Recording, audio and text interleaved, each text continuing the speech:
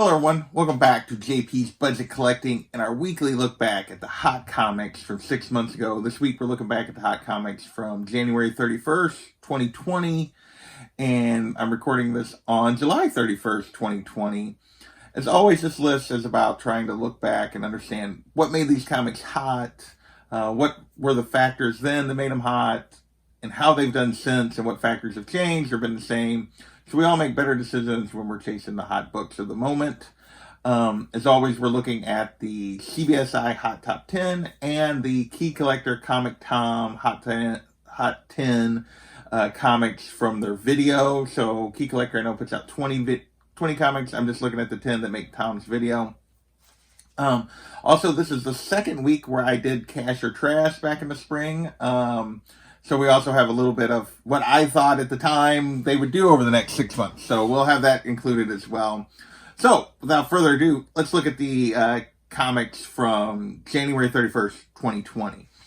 First up, we have a kind of an oddball. We have the Conan the Barbarian Volume 1 Omnibus. This omnibus was a $125 cover price that was up all the way to $300 back in the spring with multiple sales. I guess it had kind of went out of print. It was tough to get, so it had jumped up. Now it's back, and you can get it anywhere from $150 to $250. There's been sales kind of all in that range recently. So this book is definitely down. I'll be honest, I called this and I'll be back in the spring, but I had no idea what was going to happen with an omnibus. And in this case, it worked out. But so this one is a little more affordable than it was back in spring, but still good value here with this Omni. I don't personally collect Omnis, but for those that do, hey, this is a cool one. Next, we're going to go into option news. We only have a couple option/TV news. I'll have a couple of those that aren't DC and Marvel related this week. First is Memtech, number one. This has been on the list a couple of times, and this is related. First, it was because there was a rumor it was getting an option. Then it was on the list because, in this case, because Seth Rogen's production company actually did option it. Back then, this $5 book became a $20 to $25 book. I called this a trap, and this was a trap because now it's a $10 book. So hasn't sustained any real interest in this. There's been no news about any further production, so if you think eventually this is going to be made into something, now would be a good time to chase it because nobody's really talking about it. Next, we have the October Faction, number one. And this hit the list because the Netflix show had literally just dropped, and this was going for $15 to $20, which is pretty cheap for a book whose show was actually dropping, was actually coming out right then, and was still only going for $15 to $20. I didn't hear anything about the show. It doesn't appear to have been very popular. At the time, I called it a come on, man, because you were literally, if you were buying it then, you were literally buying it at the worst possible time to buy a comic book because the show was actually coming out, and that turned out to be true. This is now a cover price book. Literally, you can get it for cover price or less on eBay right now. So, next, we're going to move into the covers. We had 5 covers this week that made the list. I was a little overly negative on the covers this week, but we'll get into that. First up, we had Read Only Memories, number 2, the Peach Momoko 1 in 10. This is a Nintendo Switch game that they decided to make a comic book out of. There's no first in this. This is driven completely by this Peach Momoko cover. People have gone crazy for Peach Momoko. She was on the list last week for a book. She's going to be on the list a ton of times coming up. I don't get it. There's nothing about this book that's important. It's not, supposedly it's hard to get, but there's a lot of them on eBay. But back then, this was a $25 book, but one went for $170. So I referenced it as a come on, man, relating to the $170 price. I thought even the $25 price, though, was a trap. That this was not a thing, and this book is still going strong. Right now, raw copies are going for $75 to $100, way down from $170, but way up from $25. 9.8s are going for $250. This was Peach Momoko has been straight cash, and I underestimated this. I don't see the particular appeal of this particular Peach Momoko cover. it's not like it's rare to find one of her covers anymore. They're everywhere. There's 2 or 3 coming out a week almost. Most of them are store exclusives, but there's a ton of Beach Momoko covers to get if you want them. So, not sure why this one's still commanding huge value, but it is. Next, we have Ice Cream Man number 17. This is just a cool homage to Action 1. And at release, this was going for $10 to $20. I thought this was a trap. I'm like, there was nothing key about this issue, but people are still paying $10 to $20. This one's been steady. This was more of an I'll be back.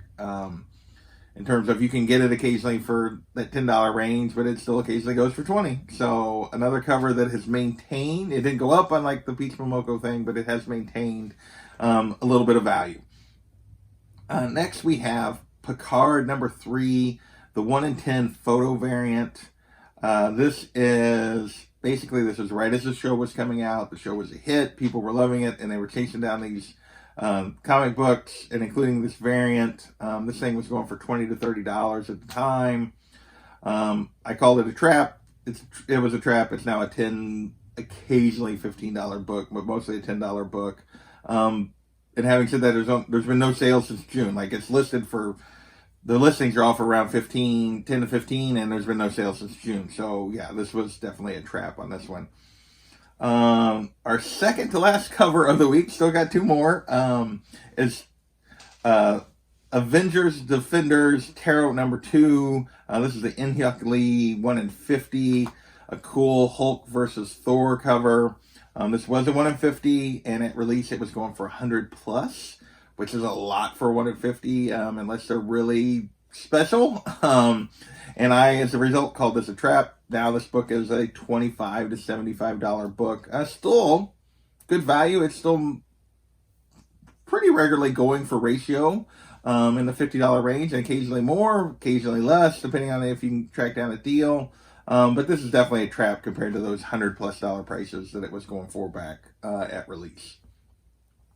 Our last cover of the week is Airboy number 51. This is a Steranko variant that was supposedly pretty limited, but they really didn't give the details on what it was, and I'll be honest, I didn't get a chance to look into that this week. But super gorgeous cover.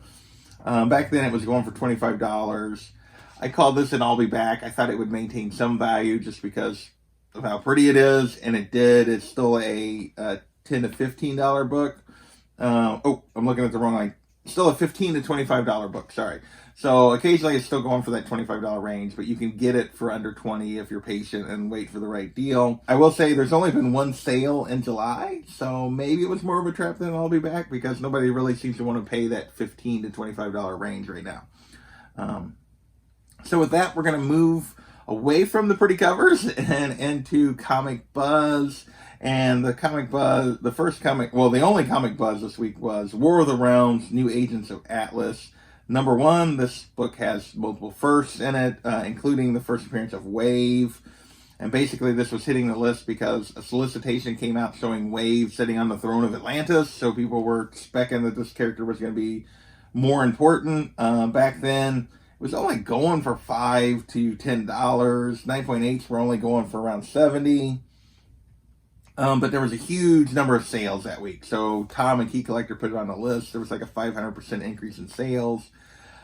And it's still going for basically those same ranges. This has been steady. I considered it an I'll be back because I didn't think it was going to get away from you, that you had plenty of time to track it down. And it's still going for those same prices. So you do. With that, let's move into the big 2 in terms of spec and movies and that kind of stuff. And first up we have for our two DC, the first of our 2 DC books is Batman 386, the first appearance of Black Mask. This was related to a trailer for the Harley Quinn Birds of Prey movie coming out, that we knew Black Mask was going to be the villain for. And basically back then this book was an $80 to $100 for kind of mid-grade raw copies. 9.8s were going for mid to high grade, I should say, and 9.8s were going for $450. Now it's at $40 to $75 for those kind of mid to high grades. Super high grades will still occasionally bring $100 for a raw copy. 9.8s are down to $275, $300. So this one's definitely down. This was one I would have paid to be a little bit patient on. Our other DC book of the week is Green Arrow number 24. The first appearance of John Diggle in comics, who is, of course, a character that's been on the Green Arrow show.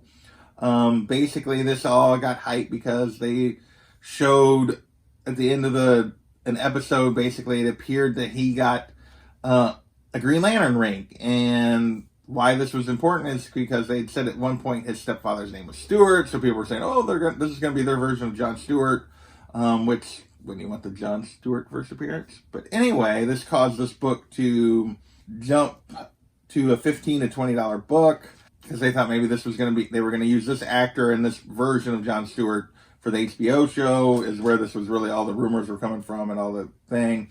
Now it's a $5 to $10, occasionally $15 book. But there's only been 4 sales in July, so there's not a lot of movement here. I call this a trap. I stand by that, although if you're paying $15 for a book, is it really a trap? I think so. It's dropped more than 50% in value. So anyway, that's our Green Arrow book of the week. So with that, we're going to move into Disney. We're going to start with Star Wars, then we'll move it into MCU stuff. And I will admit again, like, as we're getting into this, you guys are going to see that I was way off on these Star Wars books with my prediction. First up, we have Star Wars Knights of the Old Republic, number 9. The first Revan, who eventually becomes Darth Revan. I talked about it last week when it was a $20 to $30 book when I hit the list. I said it was an I'll be back. This week when it hit the list, it was up to $75. And at that point, I'm like, okay, this is a trap. This book is not going to like maintain this kind of value. I still sort of think that. I have a hard time believing that Disney's going to use this particular character, but maybe they are. But I've been wrong so far because the value on this book has continued to climb. Now you can occasionally get it for around $50, but for the most part, it's a $100 to $200 book. 9.8s are going for $350 to $400. This has been anything Star Wars. If you got in on it early right now, is paying off. And I'd be flipping them because I don't know how long this Star Wars craze is going to last. But yeah, at least right now, this one is doing well. And our next Star Wars book is Star Wars The Clone Wars Shipyards of Doom, the Target variant. And this is the second appearance of Ahsoka. This is actually more of kind of a trade or prestige kind of format book. And back then, this was doing $30. Again, I refer to this as an I'll be back. And now it's $100. It's been selling. There's been 4 or 5 sales recently for all around right at $100. Now, I will say there's currently only one listed on eBay, and it's listed for $1,400. I don't think it's a $1,400 book. I think I would be patient on this, but everything Ahsoka has been huge as well, and this has been no different, with it being up around $100. Next, we have our final Star Wars book of the week, and that is Star Wars Heir to the Empire, number 1, the first appearance of Grand Admiral Thrawn and of Mara Jade. Mara appears to be just a Legends character at this point, but they have brought Thrawn into the current continuity after Disney took over Star Wars. They put him in the Rebels show. They've written some books about the character. He's had his own comic series since. And there's rumors of him getting brought to live action, or getting even possibly his own live action show. And that caused this book to basically jump from a $10 book to a $20 to $30 book, with 9.8s up to $250. I again referred to it as an I'll be back. I thought, okay, just show a little patience. The rumors will kind of die down. This book will come back. No. It is another one that's got a wide range on it, depending on condition and just the auction or whatever, anywhere from $50 to $200 for raw copies. 9.8s are bringing $4 to $450, or $4 to $500, sorry. Yeah, this book is, like everything Star Wars, super hot still. With that, we got 2 books left. These are both MCU-related rumors. First up, we have New Mutants Special Edition number 1. This has the first appearance of Mist, who is a member of the Valkyries. And basically there was rumors that they were going to bring, introduce additional Valkyries to the MCU, either in Thor Love and Thunder or in one of the other properties on the Disney Plus show, maybe during the Loki show or something. And this was a candidate for being one of the Valkyries that they would introduce. And as a result, this dollar bin book jumped up to a $10 to $15 book. 9.8s were going for $100. Yeah, this one hasn't sustained at all. It's down to literally a dollar bin book. Again, it's been selling for under $5 consistently. 9.8 did recently go for $70, which I'm not sure why you'd pay $70 for a book you can get for $1 or $2, but I guess they figured it was easier than, and if she does get used, it was worth it, so somebody did pay $70 for a 9.8. But yeah, this one has definitely not held any value, and there's been no more rumors related to this particular character.